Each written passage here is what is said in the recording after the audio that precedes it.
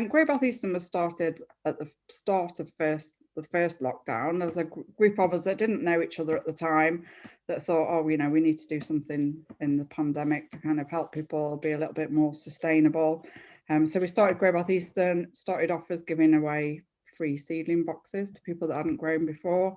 And it's majorly grown into all sorts of things now, where we're trying to start a community store. We've got various clubs, like a wellbeing club, a growing club, hen club, bee club.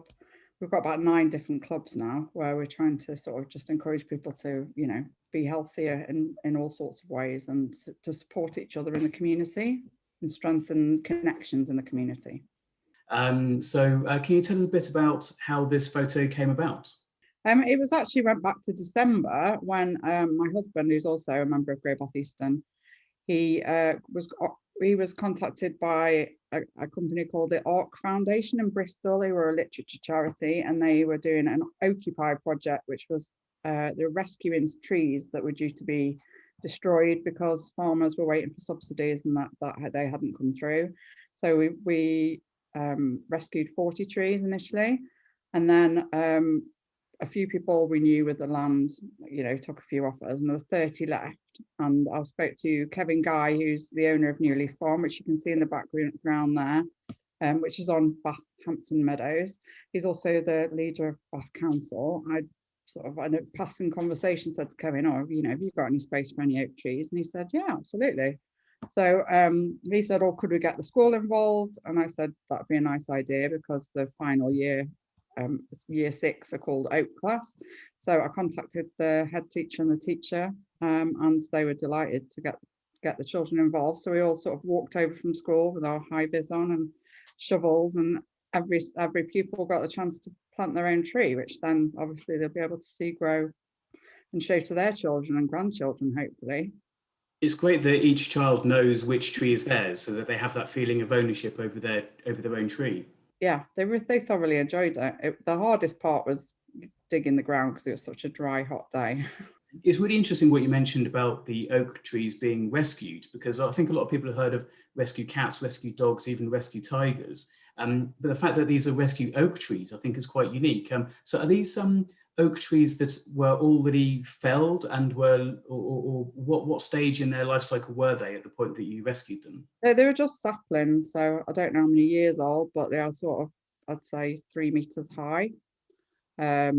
But a little bit worse where they've been sat in pots for a while, but we helped them out with a bit of mycorrhizal fungi dust in with them, to give them a good start, and plenty of water.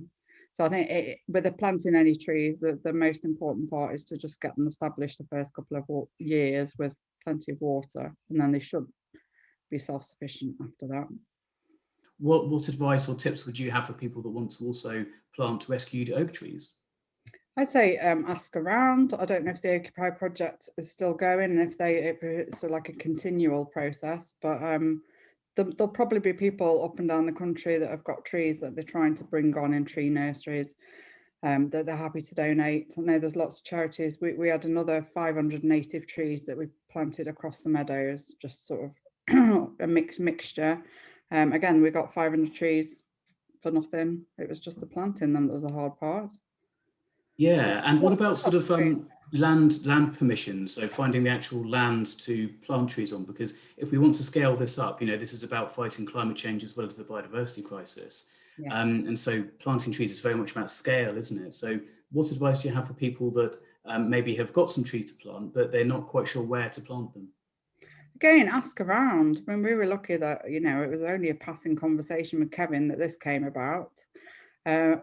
But on other trees that we've planted as Grow Batheaston, we've asked permission of the landowners, whether it be the parish council or the local council or the housing association.